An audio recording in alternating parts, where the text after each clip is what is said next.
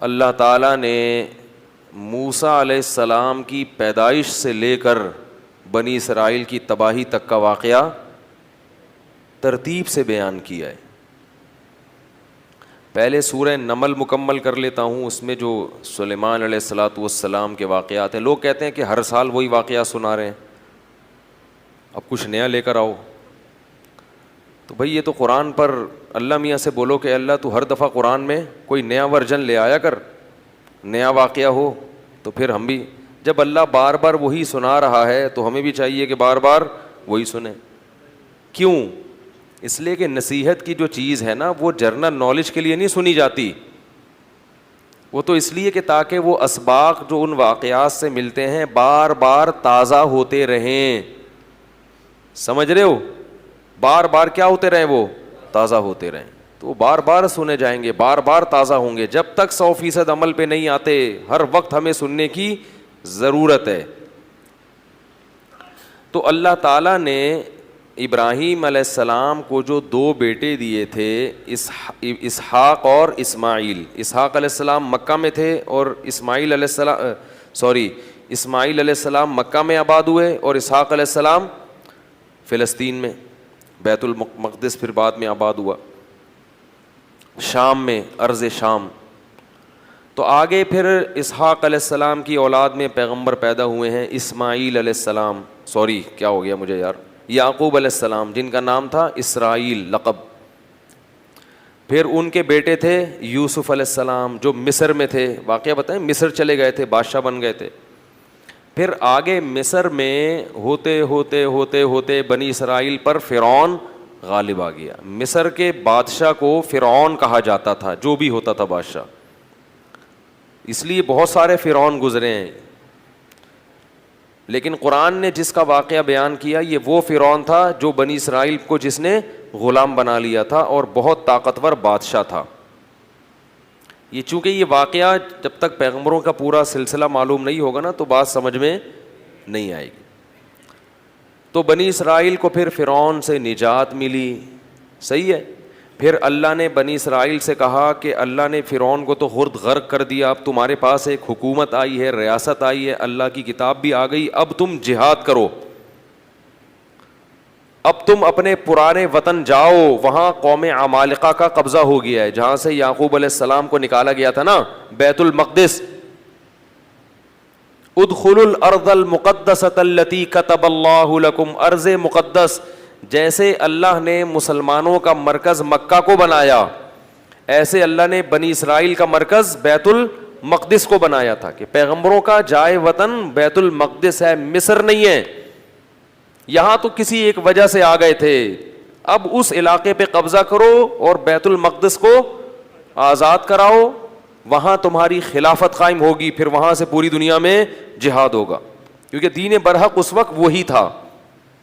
اس لیے بیت المقدس کی بڑی فضیلت ہے, ہزاروں پیغمبر دفن ہیں وہاں پہ. جتنے قرآن میں واقعات بیان ہوئے ہیں نا, 99% واقعات وہیں ہوئے ہیں, شام میں. حضرت مریم کا بچے کی ولادت, عیسیٰ علیہ السلام کی تقریر, پھر موسیٰ علیہ السلام, زکریا علیہ السلام کا محراب میں کھڑے ہو کر اللہ سے اولاد کی دعائیں مانگنا, یہ سارے ادھر ہی ہوئے ہیں واقعات.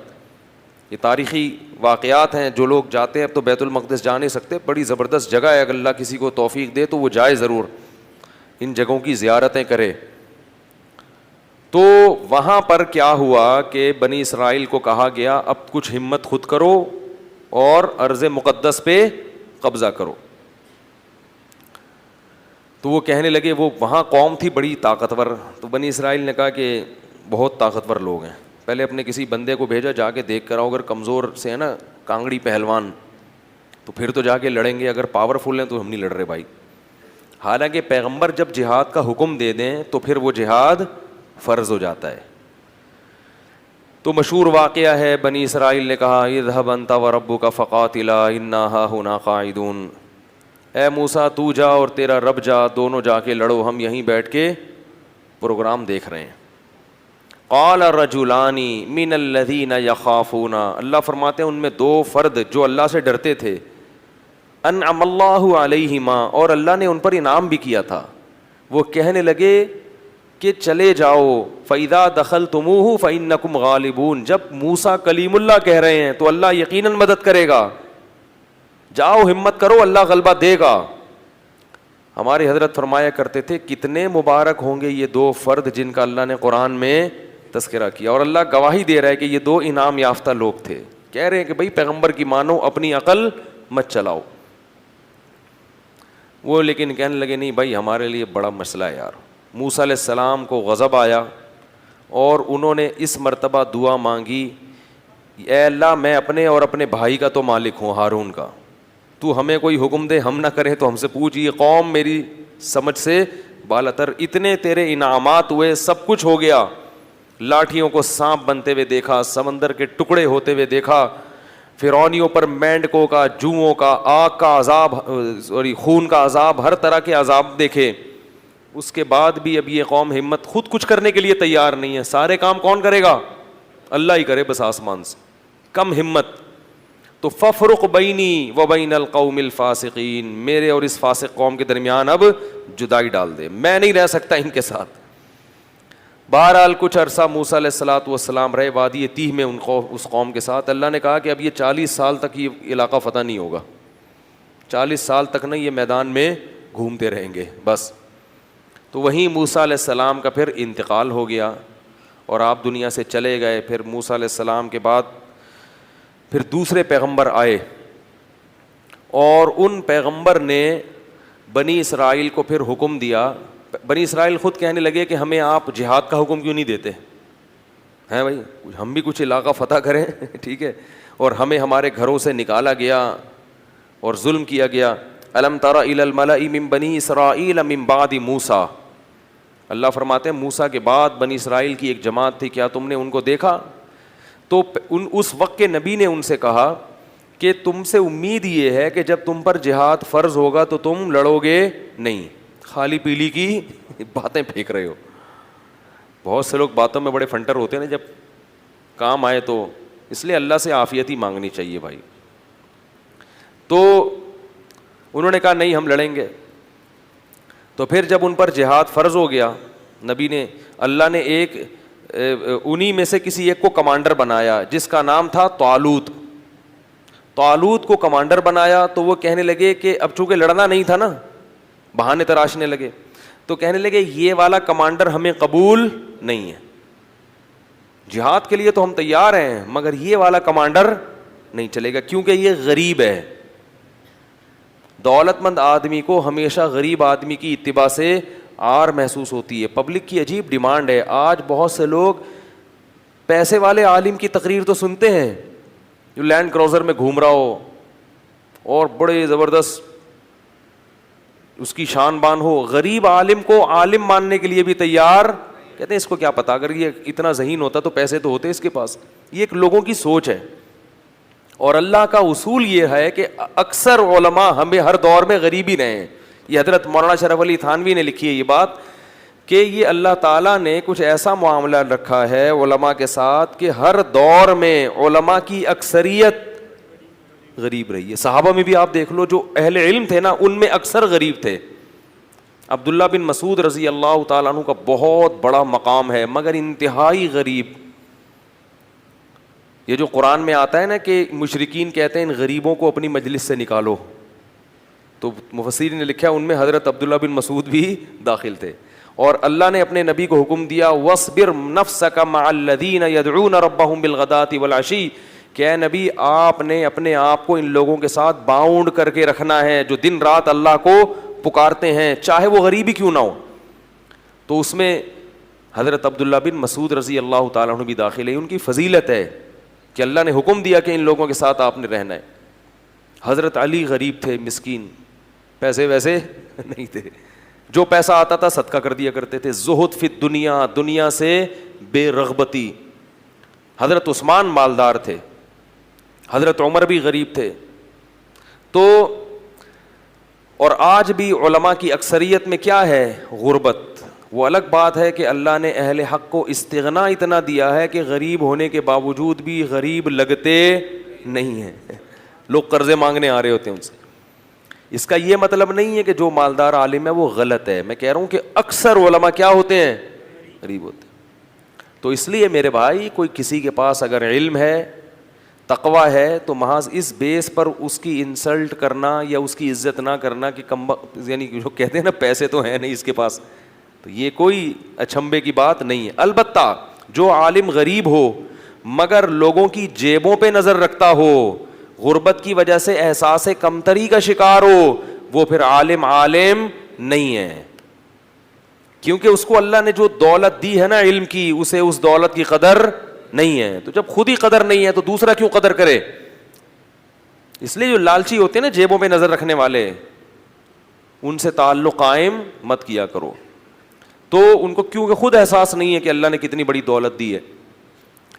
تو میں یہ عرض کر رہا تھا, کیا بات کر رہا تھا میں, طالوت جو تھے نا وہ غریب تھے اور ان کو پیغمبر نے کیا بنا دیا؟ کمانڈر, اور کہا کہ یہ میں نے اللہ کے حکم سے بنایا ہے لہذا مانو. کہنے لگے انا یکون لہ الملک علینا, یہ کہاں سے امیر ہو گیا بھائی؟ نحن احق بالملک منہ, ہم زیادہ حقدار ہیں, ہم میں سے کسی کو بناؤ, ہم میں جو ہے نا بڑے بڑے قوم کے سردار. تو نبی نے کہا کہ نہیں, یہ سلیکشن اللہ کی طرف سے ہے. اور ان کے برحق ہونے کی ایک علامت یہ بھی ہے کہ حضرت موسیٰ اور ہارون علیہ السلام کی کچھ یادگاریں, کچھ تبرکات, جو ان کی کچھ اشیاء تھیں. بنی اسرائیل کیا کرتے تھے کہ جب بھی کہیں جہاد میں جاتے تھے تو حضرت موسیٰ علیہ السلام کی لاٹھی اور اس طرح کی کچھ چیزیں جو ان کے پاس رہ گئی تھی نا, وہ لے کے جاتے تھے تو اللہ ان کو فتح عطا فرماتا تھا, اس کی برکت تھی. کیونکہ وہ ظاہر ہے متبرک لاٹھی تھی نا حضرت موسیٰ علیہ السلام, اب اس سے سانپ تو نہیں بنتا تھا, لیکن ہارون علیہ السلام اور موسیٰ علیہ السلام کی اس طرح کی چیزوں کو تبرک کے طور پر وہ استعمال کرتے تھے اور اللہ کی مدد شامل حال ہو جاتی تھی.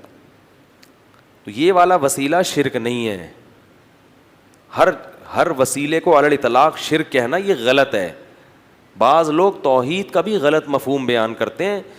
دیکھو لوگوں کا مزاج ہوتا ہے نا توحید پہ سننا پسند کرتے ہیں بہت سے لوگ. تو کیا کرتے ہیں لوگ ہر چیز کو شرک شرک شرک شرک کہہ کے یہ ثابت کرتے ہیں کہ ہم بہت بڑے موحد ہیں. لوگ کہتے ہیں یہ ہوتی ہے توحید, حالانکہ وہ توحید نہیں ہوتی, وہ کرامتوں کا انکار ہو رہا ہوتا ہے. سمجھ رہے ہو؟ تو ہر چیز کو اعتدال ضروری ہے. جتنا شریعت نے جس چیز کو بتایا ہے آپ اس کو اتنا ہی رکھیں, اس میں زیادہ فنٹر گیری کی کوشش مت کریں.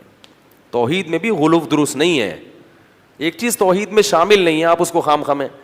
تو وہ جو تبرکات تھے انبیاء کے, اس کا فائدہ کیا ہوتا تھا کہ ان کی وجہ سے اللہ کی مدد نازل ہوتی تھی. تو یہ تبرک جائز ہے. تو اہل اللہ سے اس قسم کا تبرک بھی جائز ہے. جیسے حضرت عباس رضی اللہ تعالیٰ عنہ کے وسیلے سے صحابہ دعا مانگتے تھے کہ اللہ ان کی وجہ سے تو کیا کر دے بارش. اب یہ شرک نہیں ہے, اس لیے کہ حضرت عباس سے تھوڑی کہہ رہے کہ آپ برسا دیں بارش کس سے برسوا رہے ہیں؟ اللہ سے. لیکن کہہ رہے ہیں کہ اللہ ہمارے درمیان نبی کے چچا موجود ہیں, ان کی لاج رکھ لے. تو اللہ تو خیال کرتا ہے نا بندوں کا. بھائی کیا ہو گیا؟ یہ والا وسیلہ بالکل جائز ہے. ہاں یہ وسیلہ کہ حضرت عباس بارش برسائیں گے یہ شرک ہو جائے گا, ان کے اختیار میں بارش برسانا نہیں ہے. تو کسی نیک آدمی کو اپنے درمیان رکھنا تاکہ اس کی وجہ سے اللہ کی ہم پہ برکتیں ہوں, اس کو بھی وسیلے سے تعبیر کیا جاتا ہے. یہ بالکل جائز ہے اور قرآن و سنت سے ثابت ہے. سمجھ میں نہیں آ رہی میرا خیال ہے بات. لیکن دینے والی ذات صرف اللہ کی ہے اور اللہ ان کی وجہ سے مجبور نہیں ہو جاتا. اللہ پہ جبر کوئی نہیں کر سکتا کہ ایک بزرگ کو لے گئے تو اب اللہ بارش برسائے گئے, مجبور نہیں ہے. ہاں اللہ کی رحمت کو اپنی طرف مائل کرنے کے لیے اللہ یہ اتنا نیک آدمی ہمارے درمیان موجود ہے. اس سے بھی پتہ چلتا ہے کہ جیسے نیک لوگوں کے ہونے سے برکتیں نازل ہوتی ہیں, برے لوگوں کے ہونے سے نحوستوں کا بھی اسی طرح امکان ہوتا ہے. سمجھ میں نہیں آ رہی بات؟ تو اس لیے اس کا بھی خیال کیا کرو کہ جیسے بے نمازی ہوتے ہیں گھروں کے اندر, اس میں گھر میں بے برکتی ہوتی ہے, تو اس کو نمازی بنانے, گھر سے تو نہیں نکالو, تو اس کو نمازی بنانے کی کوشش کرو. گھر میں ایک روزے دار ہے, روزہ خور ہے, جیسے روزے داروں کی وجہ سے گھر میں برکت ہوگی تو روزہ خوروں کی وجہ سے گھر میں نحوست بھی ہوگی. تو ان کو مت کھانے دو, بولو تمہاری وجہ سے ہماری برکت بھی اٹھے گی. تو نیکیوں سے برکتیں آتی ہیں اور برائیوں سے نحوستیں آتی ہیں. نیک لوگوں سے برکتیں آتی ہیں اور برے لوگوں سے نحوستیں آتی ہیں. تو نبی نے ان سے کہا کہ ایک تابوت آئے گا جس میں تمہارے رب کی طرف سے سکینت ہوگی, اطمینان ہوگا, کیونکہ بقیۃ مما ترک آل موسیٰ و آل ہارون, کہ موسیٰ علیہ السلام کی آل نے جو کچھ چھوڑا اور ہارون علیہ السلام کی آل کی جو چیزیں تھیں وہ اس کے اندر رکھی ہوں گی. اسی سے یہ پتہ چلتا ہے کہ جو نالین شریف کا ایک نقشہ ہے, اگر وہ کسی کے پاس ہو تو اس کی وجہ سے اللہ کی برکت ہو سکتی ہے, لیکن یہ ضروری ہے کہ یہ اوتھینٹک ہو, کوئی سند ہو کہ یہ وہی نال ہے جو رسول اللہ صلی اللہ علیہ وسلم کا تھا, جبکہ ہمارے پاس اس کی کوئی حقیقی سند موجود نہیں ہے. اور دوسری بات یہ کہ ان چیزوں میں غلو کرنا درست نہیں ہے, کہ آپ ان چیزوں میں اتنا غلو کریں کہ اعمال کی طرف سے آپ میں کوتاہی ہونا شروع ہو جائے اور نالین ہی کو سب کچھ سمجھنا شروع کر دیں. سب سے پہلے عمل ہے, باقی چیزیں اس کے بعد ہیں. عمل آپ کو 100% شریعت کے مطابق لانا ہے, شرک سے بھی بچنا ہے, بدعات سے بھی بچنا ہے, پورا متبع سنت بننا ہے. اس کے بعد یہ چیزیں ایک غریبی کے طور پہ, کہ بھئی غریبی کے طور پہ کہ بھئی اللہ یہ بھی ہے یہ بھی ہے, جیسے کسی کو حافظ بنا دیتا ہے انسان کے قیامت میں سفارش کرے گا, تو یہ غریبیاں ہیں. اب آپ نے حافظ بنا دی اپنے بچے کو کہ سفارش کرے گا, لیکن نماز ایک نہیں پڑھ رہے آپ. جو چیز اللہ نے کہا ہے کہ وہ لازمی کرو وہ کر نہیں رہے, جو لازمی نہیں ہے اس پہ زور دے رہے ہیں. تو اللہ نے یہ تو نہیں کہا کہ نالین شریفین رکھو, یہ تو ایک محبت کا ایک اصول ہے. اگر کسی کو محبت ہے تو وہ نبی صلی اللہ علیہ وسلم کے نالین سے یقیناً محبت کرے گا, ہر چیز سے محبت کرے گا, لیکن پہلے کیا ہے عمل, یہ چیزیں اس کے بعد. اسی طرح منہ مبارک, کوئی مستند روایت ہمارے پاس موجود نہیں ہے کہ رسول اللہ صلی اللہ علیہ وسلم کا منہ مبارک کسی کے پاس ہے. کوئی بھی اٹھتا ہے اور منہ مبارک کے نام پہ لوگوں کو بیوقوف بنانا شروع کر دیتا ہے اور لوگوں کا رش لگ جاتا ہے. اللہ کے بندو, جیسے نبی کی طرف بلا دلیل کوئی بات منسوب کرنا کبیرہ گناہ ہے, اتنا بڑا گناہ نبی نے فرمایا, صحیح حدیث میں ہے, من کذب علی متعمدا فلیتبوأ مقعدہ من النار, جو مجھ پر جھوٹ باندھے اپنا ٹھکانہ جہنم میں بنا لے. ایسے ہی کسی چیز کی نبی کی طرف نسبت کر دینا جبکہ آپ کے پاس اس کی کوئی مستند دلیل موجود نہ ہو, یہ بھی نبی پر بہتان ہے اور اس کا ٹھکانہ بھی جہنم کی آگ ہے. کوئی بھی منہ مبارک لے کے گھوم رہا ہے, اس سے پوچھو کیا دلیل ہے کہ یہ نبی کا بال ہے, سند پیش کرو اس کی. بغیر سند کے نبی کا قول معتبر نہیں ہے, تو بغیر سند کے نبی کے ہاتھ, نبی کے بال یا کوئی بھی چیز کوئی منسوب کر دے یہ نبی کی ہے, تو کہاں سے معتبر ہو گئی بھائی وہ.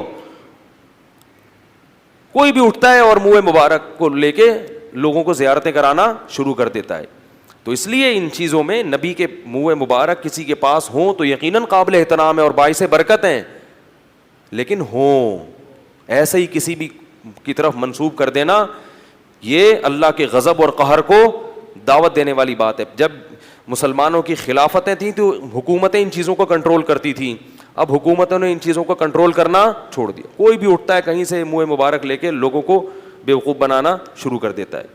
تو یہ بہت خطرناک معاملہ ہے. محمد صلی اللہ علیہ وسلم کے بال مبارک, اس میں اگر آپ غلطی کر رہے ہیں, کسی اور کا بال نبی کے کھاتے میں ڈال رہے ہیں, بہت بڑا جرم ہے. قیامت کے دن جہنم کی آگ کے لیے پھر تیار رہنا چاہیے. تو کیا مسئلہ بیان کر رہا تھا میں, طالوت کا. تو بنی اسرائیل کو طالوت نے پھر انہوں نے جو ہے نا وہ تابوت آیا جس میں وہ تھی, تو فرشتے اس کو لے کر آئے, تو ان کو اطمینان ہو گیا کہ اب اللہ کی مدد یقیناً ہوگی, تو میدان جنگ میں اس کو لے کے جاؤ ساتھ. قرآن میں آتا ہے کہ جب حضرت طالوت علیہ السلام لشکر لے کے نکلے ہیں تو انہوں نے اپنی قوم سے کہا کہ دیکھو لڑائی کیونکہ بہت سخت ہے, دشمن بہت طاقتور ہے اور ہم ہیں کمزور, تو اللہ تمہیں پہلے آزمائے گا, یعنی اللہ کی مدد کے لیے جنگ میں فتح نہیں ہو سکتی. تو اسباب میں تو ہم کمزور ہیں, اللہ تمہیں امتحان کرے گا کہ تم میں تقویٰ ہے یا نہیں ہے. اس امتحان میں کامیاب ہو گئے تو جو کامیاب ہوں گے ان کو تو فتح ملے گی, اور جو اس امتحان میں کامیاب نہیں ہوئے وہ کیا کھائیں گے, شکست کھا کے بھاگ جائیں گے, وہ لڑنے کی طاقت نہیں رہے گی. اور وہ امتحان یہ ہے کہ تمہیں پیاس لگے گی مگر نہر میں سے کسی نے پانی, بولو بھائی, نہیں پینا. پیاس لگے گی, یہ پیاس بعد میں ختم ہو جائے گی, مگر اس وقت اللہ نے امتحان لیا ہے کہ ایک آدھ چلو پینے کی اجازت ہے, پیٹ بھر کے پانی پینے کی اجازت نہیں ہے. اس میں کامیاب ہو گئے تو لڑنے کی طاقت بھی اللہ دے دے گا تمہیں. قرآن کہتا ہے جب وہ نہر پار کی ہے نا, فشربوا منہ الا قلیلا منہم, تھوڑے سے لوگ تھے جنہوں نے پانی نہیں پیا, پوری قوم نے پی لیا. اتنی اللہ نے نشانیاں دکھائیں, سب کچھ کیا, مگر پھر بھی کیا کر رہے ہیں, پیٹ بھر بھر کے کہہ رہے ہیں دیکھا جائے گا یار, دیکھا جائے گا یار. اس کا نقصان کیا ہوا, اس گناہ کی نحوست کیا ہوئی کہ جب سامنے طاقتور لشکر دیکھا اور اس کا کمانڈر تھا جالوت, جو بڑا پہلوان جالوت تھا جیم کے ساتھ, بہت طاقتور, بہت پہلوان, اس کو دیکھا, اڑے بھائی اس کا قد دیکھو, اس کی باڈی دیکھو, ہے بھائی لگ رہا ہے کسی جم سے آ رہی ہے, اور یہ لوگ دیکھو اتنا بڑا لشکر. تو جنہوں نے پانی پیا تھا نا وہ کہنے لگے لا طاقت لنا اليوم بجالوت وجنودی, آج ہمارے پاس طاقت نہیں ہے جالوت اور اس کے لشکر سے لڑنے کی, یہ نہیں ہو سکتا بھائی. اس سے پتہ چلتا ہے گناہ کرنے سے ہمتیں پست ہو جاتی ہیں. اللہ کی نافرمانی کرنے سے کیا ہوتا ہے, ہمتیں پست, کچھ بھی نہیں کر سکتے دنیا میں. اللہ کے لیے کچھ نہیں کر سکتے. پھر لا طاقت لنا اليوم بجالوت وجنودی قال الذين يظنون انهم ملاقو اللہ.